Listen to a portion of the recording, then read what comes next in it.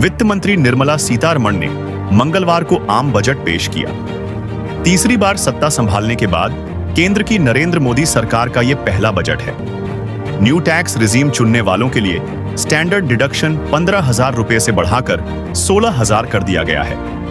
New tax regime के तहत 3 लाख रुपए तक कोई टैक्स नहीं, 3G 7 लाख रुपए तक, 5% टैक्स 7-10 लाख रुपए तक, 10% टैक्स 10-12 लाख रुपए तक, 15% टैक्स 12-15 लाख रुपए तक, 20% टैक्स 15 लाख से अधिक तक, 30% टैक्स। पुरानी टैक्स रिजीम में कोई परिवर्तन नहीं किया गया है। सीतारमण ने कहा कि इनकम टैक्स एक्ट की 6 महीने में समीक्षा की जाएगी। इनकम टैक्स को आसान बनाया जाएगा। टीडीएस समय पर ना देने को अपराध नहीं माना जाएगा। बजट में कैपिटल गेन छूट की सीमा को 25,000 बढ़ाकर अब 1,25,000 कर दिया गया है। Long term capital gain tax यानी 1 साल से ऊपर के निवेश पर मुनाफा 10% से बढ़ाकर 12.5% कर दिया है। Short term capital gain tax की सीमा 20% कर दी गई है। पहले ये 10% थी।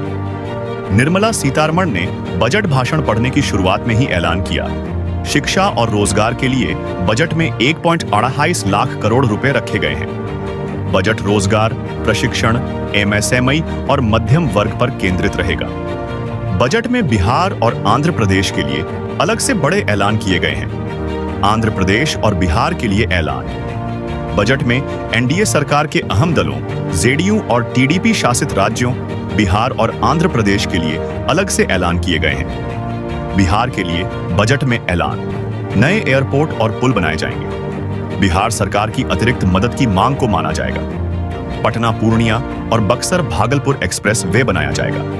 गया और दरभंगा में भी एक्सप्रेस वे बनेगा।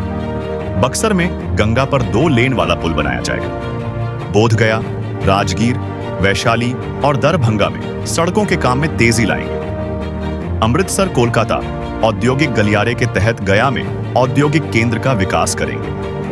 बिहार बाढ़ से प्रभावित रहा है। बाढ़ रोकने के लिए लगाए जाने वाले प्रोजेक्ट्स के लिए 11,000 करोड़ रुपए दिए जाएंगे। बिहार के गया में विष्णुपद और महाबोधि मंदिर को काशी विश्वनाथ मंदिर कॉरिडोर की तर्ज पर ही बनाया जाएगा। रोजगार के लिए बजट में क्या केंद्र सरकार की ओर से 5 साल में 20 लाख युवाओं को ट्रेनिंग दी जाएगी। घरेलू संस्थानों में पढ़ाई के लिए 10 लाख रुपए तक का एजुकेशन लोन देने का ऐलान। हर साल 1 लाख छात्रों को कर्ज की राशि पर 3% वार्षिक ब्याज छूट के लिए वाउचर्स किए जाएंगे। रोजगार, कौशल प्रशिक्षण और अन्य अवसरों की सुविधा उपलब्ध करवाने के लिए 5 साल में 2 लाख करोड़ रुपए खर्च किए जाएंगे। इससे 4.8 करोड़ युवाओं को होगा फायदा। केंद्र सरकार की ओर से 5 साल में 20 लाख युवाओं को ट्रेनिंग दी जाएगी। हब और स्पोक व्यवस्था के तहत 5 साल में 1000 आईटीआई को हाईटेक किया जाएगा।